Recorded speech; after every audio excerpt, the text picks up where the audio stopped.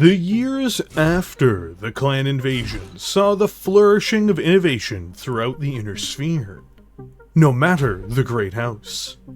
The true two industrial powers of the Inner Sphere, however, with the largest means of producing new battlemechs in the post-invasion era, were the Lyran half of the Federated Commonwealth, despite the bruises and broken bones it had received from Clan Jade Falcon and Clan Steel Viper, as well as the Free Worlds League.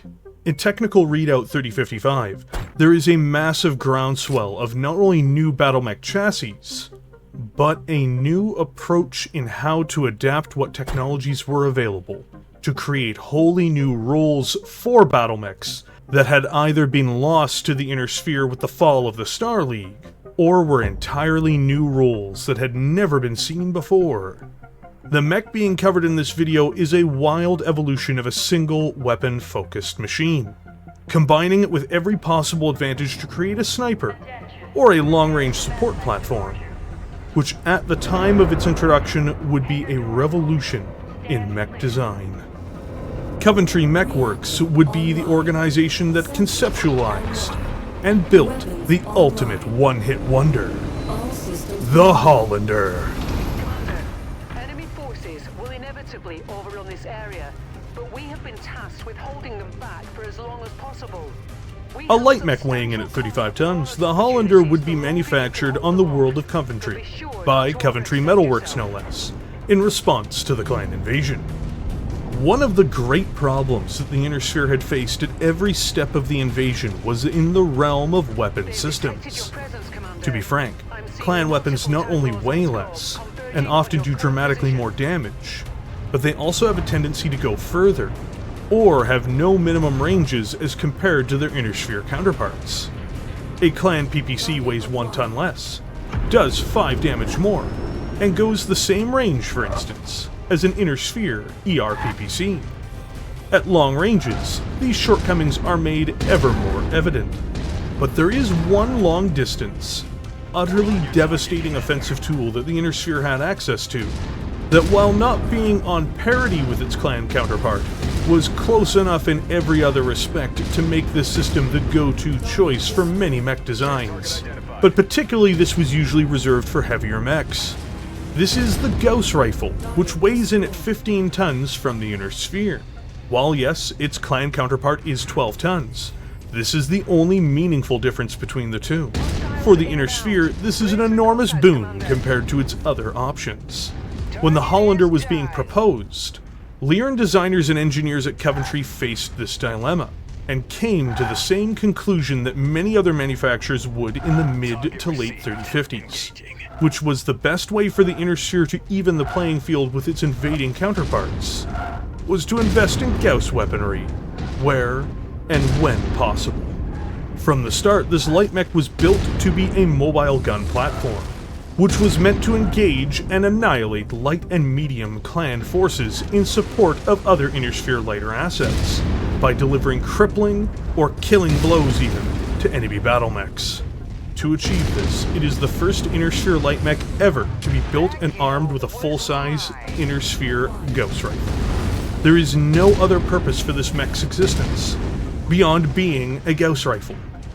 But even then, even with this explicit purpose in mind, the Hollander faced major issues in its troubleshooting process.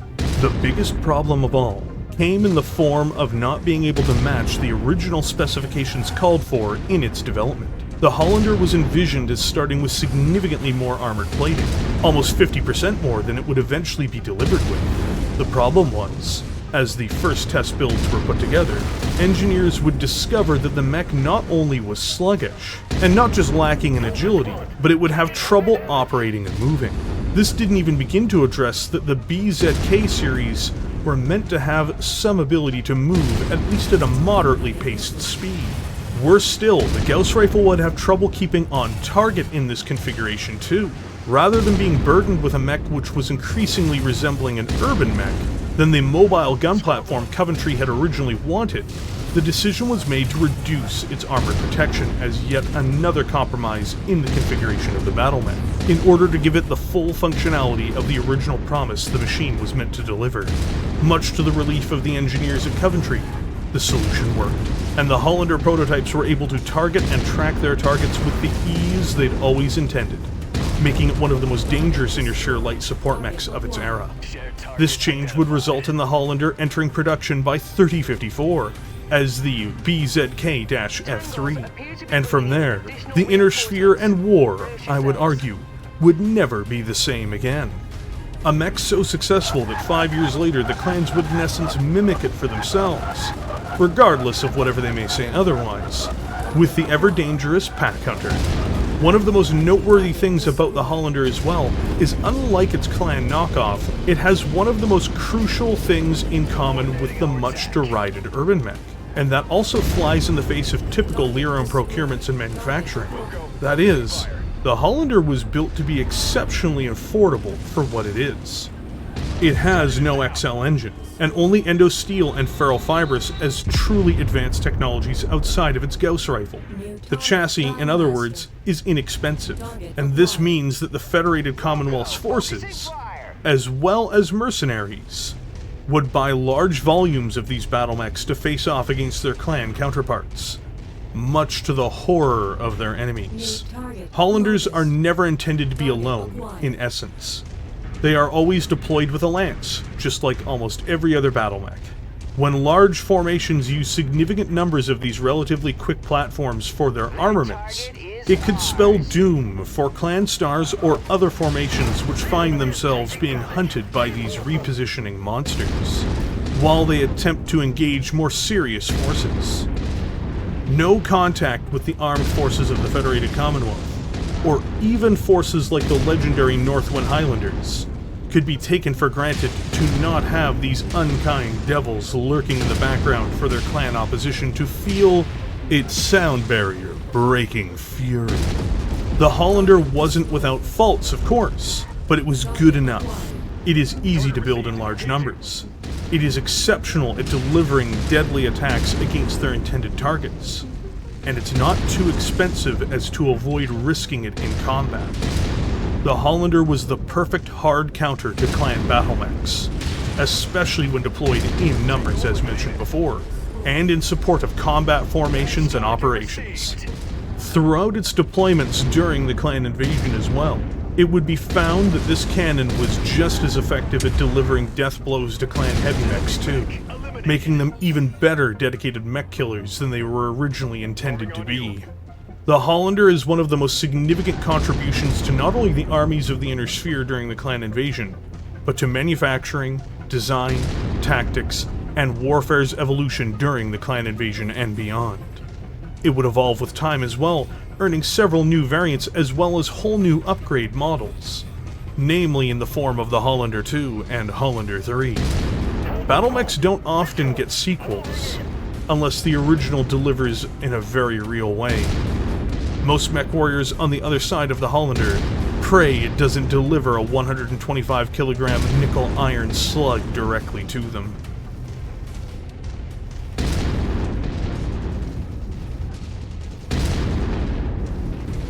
As a 35-ton light mech, the BZK-F3 Hollander, the first broad production model, is truly one of the best Lyran products of its time, and represents not only a machine which was effective at its job, but did so without breaking the bank, a true rarity amongst the Lyran military-industrial complex. This 3054-born nightmare will haunt the dreams of clan Mechwarriors, who have survived encounters with them. Most certainly. To start with, it benefits from advanced technologies found within the Hell Memory Core, which help it save weight on internal structure and armor.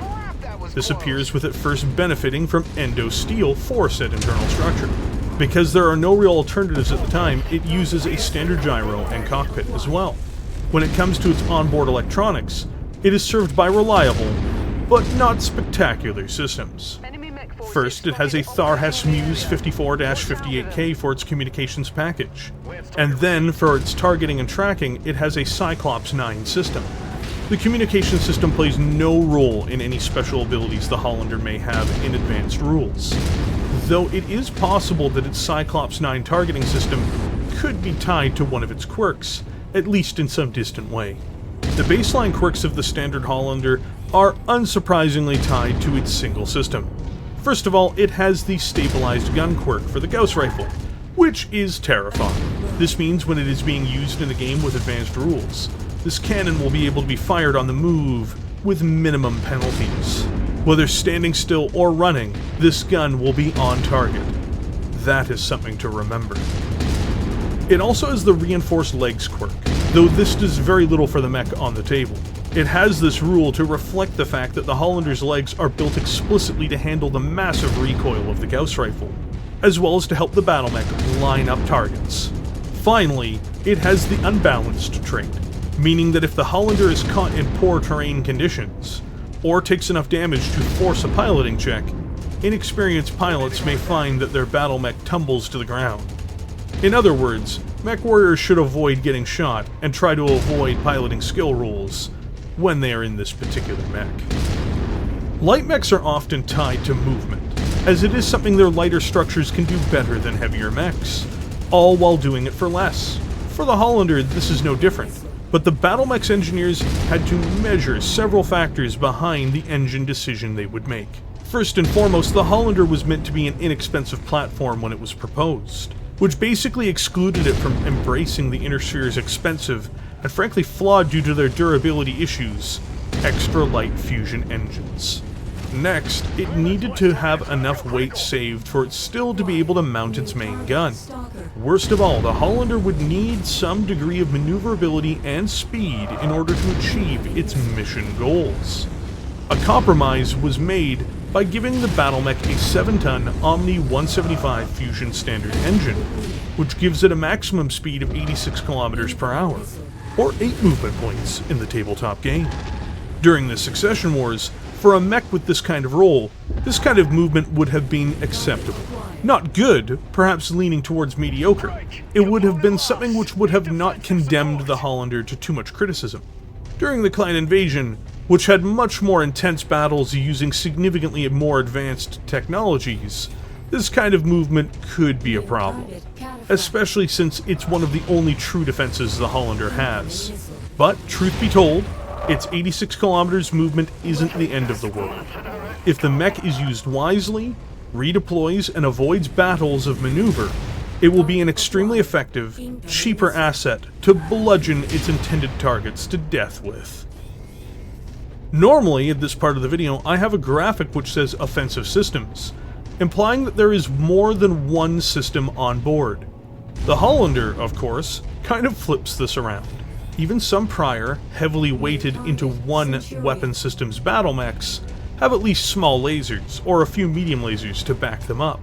This is not the case with the Hollander. This mech is wholly built to accommodate its main gun, and that's all. Mounted in the right torso, the Hollander has a Poland main Model A Gauss rifle with 2 tons of ammunition, yielding it 16 rounds of continuous fire. The gun itself weighs, as mentioned prior, 15 tons. A benefit of this giant cannon, at least, is that it produces little heat. Even the BZK's standard heat sinks simply absorb it without any problem, unless the Hollander's engine has been critically hit. Twice. So, what makes this gun so desirable on the chassis? Prepare yourself for the obvious answer, but it must be told. First, it has an enormous range of 22 hexes. This means that only 2 main systems can escape its engagement distance, which are the AC-2 autocannon family and the Clan ER large laser. To add to this, it does the absolutely fantastic and lethal volume of 15 points of damage in-game. This means that not only can it punch holes in targets, especially the light and medium mechs it was meant to help take down, it also has a chance, against any target on the battlefield, to instantly headcap and destroy an enemy mech. In other words, any Gauss rifle on the battlefield is a maximum threat to any battle mech. This means despite investing wholly in its Model A Gauss rifle, this battle mech will always have a presence on the battlefield until that gun is knocked out, or the mech is completely destroyed. Speaking of which, if the rifle, while active, is critically hit, it will instantly destroy the Hollander. Another limiting factor which the Hollander faces is in the realm of defense. While originally intended to have 6 tons of ferro fibrous plating, as stated before, this interfered with the mech's mobility and its gun, resulting in it being drawn down.